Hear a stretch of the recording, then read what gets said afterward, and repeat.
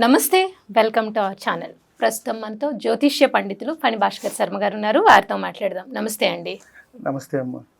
మనకి విశ్వవసు నామ సంవత్సరం వస్తుందండి. సో విశ్వవసు నామ సంవత్సరంలో మేషాది ద్వాదశ రాశులకు ఎలా ఉంటుంది, అలాగే వారు పాటించాల్సిన పరిహారాలతో పాటు అసలు గ్రహస్థితి ఎలా ఉంది, గ్రహ సంచారం, గ్రహస్థితి, ఆదాయ వ్యయాలు కూడా ఎలా ఉన్నాయో ఒక్కసారి చెప్పండి. శ్రీ గురుభ్యో నమః, శ్రీమాత్రే నమః. నమస్కారం అమ్మ. అలాగే వీక్షకులందరికీ కూడా శ్రీ విశ్వావసునామ సంవత్సర శుభాకాంక్షలు. ముందుగా మనం చూసుకున్నట్టయితే గ్రహ సంచారం ఎలా ఉంది అనేది ఒకసారి చూసుకుని దాని తర్వాత గ్రహస్థితి కూడా తెలుసుకునే ప్రయత్నం చేద్దాం. ముఖ్యంగా మనకి గ్రహ సంచారం వచ్చి మే 14 రాత్రికి ఏవైతే 15 మనకి గురువు మేషం వృషభం నుంచి మిథునంలోకి సంచరిస్తారు. అలాగే మనకి శని భగవానుడు వచ్చి రేపు మార్చి 30వ తారీఖు కుంభం నుంచి మీనంలోకి సంచారం జరుగుతుంది. అలాగే రాహుకేతువులు కూడా వచ్చేటప్పటికి మే 19వ తారీఖు మీనం నుంచి కుంభంలోకి రాహు వస్తారు. అలాగే కేతువు కన్య నుంచి సింహంలోకి వెళ్తారు. సో ప్రధానంగా ఈ గ్రహస్థితిని మనం చూసి ఆధారం చేసుకుని మనం ఫలితాలు అనేవి నిర్ధారించడానికి మనం ప్రయత్నం చేస్తాం. ముఖ్యంగా ఎలా ఉంటుంది, ఏ రాశి వారికి ఎలా ఉంటుంది, వారికి నడిచే ముఖ్యంగా మహర్దశ అనేది ముఖ్యమండి. ఇది ఏమిటి అంటే గోచార ఫలితాలు, గ్రహ సంచారము అనేది మనం చూసుకుంటాం. ప్రతి గ్రహం కూడా ఒక నిర్దిష్టమైన సమయంలో కాలం తిరుగుతూ ఉంటుంది. రవి కానివ్వండి, రాహు కానివ్వండి, గురువు కానీ అతి ఎక్కువగా తిరిగేది వచ్చేటప్పటికి 2.5 సంవత్సరాలు శని భగవానుడు ఒక్కొక్క దాంట్లో. కాబట్టి ఈ సంచారం మనకి మార్చి 30వ తారీఖు 2020 నుంచి 2027 చివరి వరకు కూడా మీనరాశిలోనే ఉంటారు. మనం ఇప్పుడు గ్రహస్థితి గురించి తెలుసుకున్నట్టయితే మనకి ఉగాది రోజు మార్చి 30వ తారీఖు మనకి ఉగాది అనేది రావటం జరిగింది.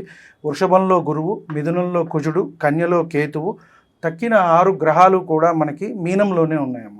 ఇవి వచ్చేటప్పటికి దీన్ని షష్టగ్రహ కూటమి అని కూడా మనం చెప్పుకుంటున్నాము.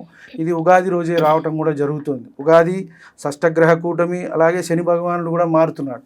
కాబట్టి మేజర్ ప్లానెట్స్ అన్నీ కూడా ఇప్పుడు మనకి ఈ చేంజెస్ అనేవి వస్తున్నాయి. కాబట్టి మీనంలో మనం ముందుగా చూసుకున్నట్టయితే రాహువు, రవి, చంద్రుడు, శుక్రుడు, బుధుడు, శని, ఈ 6 గ్రహాలు మనకి మీనంలోనే ఉంటాయి. కాబట్టి మనకి దీనివల్ల ఏదైనా ప్రభావం చూపిస్తుందా దేశ కాలమాన పరిస్థితుల మీద అనుకుంటే వాటి మీద కొంత ప్రభావం అనేది చూపిస్తుంది. వ్యక్తిగతంగా కొంత తక్కువనే మనం చెప్పవచ్చు. షష్టగ్రహ కూటమి కానివ్వండి, ఎందుకంటే ఒక 6 గ్రహాలు ఒక రాశిలో కలిసినప్పుడు కొంత ఇబ్బందిగానే ఉంటుంది ఎవరికైనా సరే. కాబట్టి ఆ ఫలితం అనేది కొంచెం అటు ఇటుగా అనేది మనకి ఉంటూ ఉంటుంది. గురువుని తీసుకున్నట్టయితే మనకి మే 14 నుంచి వృషభం నుంచి మిథునంలోకి వెళ్తారు. మళ్ళీ అక్టోబర్లో కొంత అతిచారం వల్ల కర్కాటకానికి వెళ్ళి మళ్ళీ వక్రించి మిథునానికి వచ్చేస్తారు. ఇది సంచారం.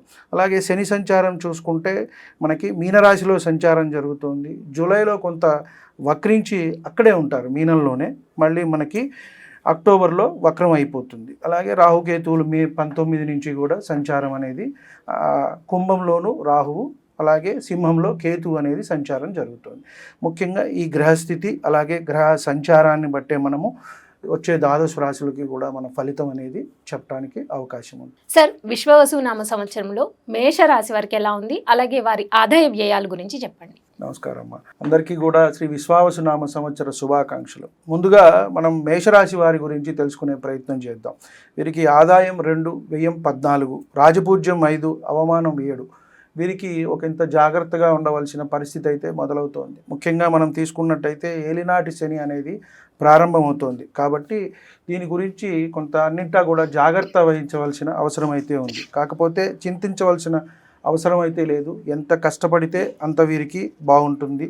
కొంత ఆదాయ వ్యయాల మీద ప్రభావం అనేది చూపిస్తూ ఉంటుంది. శని దృష్టితో మనకి వృషభం మీద చూస్తారు కాబట్టి కొంత అన్నీ కూడా ఇబ్బందులు, సమయం అనేది పడుతుంది. నెమ్మదిగా అయితే మనకు అన్నీ అవుతాయి. కొంత ఆలస్యంగా పనులు అవుతాయి. ఎంత కష్టపడితే వీరికి అంత అభివృద్ధి అనేది ఉంది.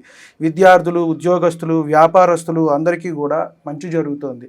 కొంత ఆధ్యాత్మిక కార్యక్రమాల్లో పాల్గొంటారు. భక్తి అనేది కొంత పెరుగుతుంది వీరికి. వృత్తి ఉద్యోగాల్లో అయితే అభివృద్ధి అనేది సూచితంగా జరుగుతోంది.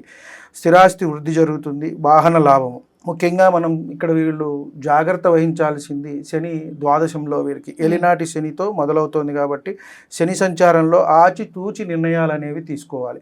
అంటే మనం కొత్త పెట్టుబడులు ఏమన్నా పెడుతున్నాం అనుకోండి, ఈ విషయాలు కానీ లేదా ఇల్లు కొంటున్నాం, 1-2 సార్లు మనకి లోన్లు అవి అన్నీ అడ్జస్ట్ అవుతాయా లేదా, పిల్లలు చదువులు ఇవన్నీ, కాబట్టి 1-2 సార్లు ఆలోచించుకుని ముందుకు వెళ్ళాలి. కాబట్టి ధన విషయాల్లో కొంత ఇబ్బంది వస్తుంది. అన్ని విషయాల్లో కూడా క్రమశిక్షణ అనేది అవసరం.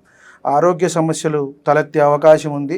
అలాగే ఇక్కడ పిల్లల్లో విదేశీ అవకాశం అనేది వచ్చే అవకాశం ఉంది. కొంతమంది పిల్లలు అంటే ఇంట్లో వాళ్ళు ఫారిన్ వెళ్ళే అవకాశం అయితే కనబడుతోంది.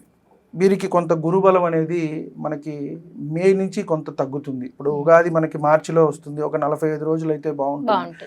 ఆ తర్వాత మే నుంచి మనకి సంచారం మే 15 ఏదైతే సరస్వతి నది పుష్కరాలు కూడా ఆ రోజు నుంచే మొదలవుతాయి. మనకి గురువు ఎప్పుడైతే ఒక రాశి నుంచి ఒక రాశి మిథునంలోకి వెళ్తారో అక్కడి నుంచి వీరికి గురుబలం అనేది కొంత తగ్గుతుంది.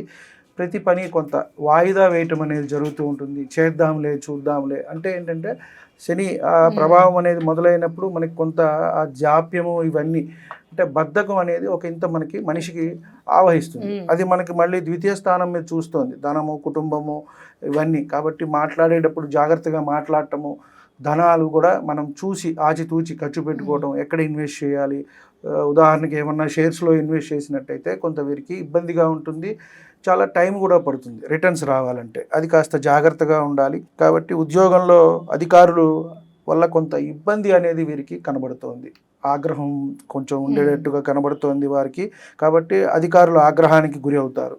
స్నేహితులు తోబుట్టువుల సహకారం అయితే ఉంటుంది. వైవాహిక జీవితం బాగుంటుంది. సమస్యలతో ఏమన్నా ఇప్పుడు కొంత ఉన్నా కూడా అవన్నీ కూడా తొలగిపోయే అవకాశం ఉంది. సంతానాభివృద్ధి, భార్యాభర్తల అన్యోన్యత కూడా బాగుంది. రాహు సంచారం అయితే కనుక వీరికి శుభసూచకంగా ఉంది. మీనం వ్యయం నుంచి 11లోకి వస్తుంది కాబట్టి లాభంలో ఒక గ్రహ సంచారం చేయటం అనేది ఎంతైనా మంచిది. కాబట్టి విదేశీ వ్యవహారాలు బాగుంటాయి. అక్కడి నుంచి ఏమన్నా డబ్బులు ఏమన్నా వచ్చే అవకాశం ఉంది. అంటే అక్కడ అన్నదమ్ములు అక్క చెల్లెలు వాళ్ళ ద్వారా కానివ్వండి, ఇంపోర్ట్స్ ఎక్స్పోర్ట్స్ చేసుకునే వాళ్ళు కానివ్వండి, వీళ్ళకి అంతా కొంత లాభం ఉంది అని మనం చెప్పవచ్చు. ఆకస్మిక ధనలాభాలు ఉన్నాయి. కొన్ని సమస్యలు కూడా తీరుతాయి. ఆర్థిక పరిస్థితి అయితే కనుక బాగుంటుంది. మొత్తం మీద వీరికి చూసుకున్నట్టయితే కొంత జాగ్రత్త అనేది అవసరము. ఏలినాటి శని ప్రారంభమవుతోంది కాబట్టి అన్నింటా కూడా జాగ్రత్తగా ముందుకు వెళ్ళవలసిన ఇదైతే ఉంది. ఎందువల్ల అంటే స్టార్ట్ అవటమే కొంతమంది ఇమ్మీడియట్గా ఎఫెక్ట్ జరుగుతుంది. వాళ్ళకి దశ మహర్దశలు కూడా అనుకూలంగా ఉన్నాయనుకోండి, పర్వాలేదు. వారికి నడిచే వ్యక్తిగత జాతక పరిశీలన కూడా చేసుకుని వాళ్ళు దానికి దీనికి సమన్వయం చేసుకుంటూ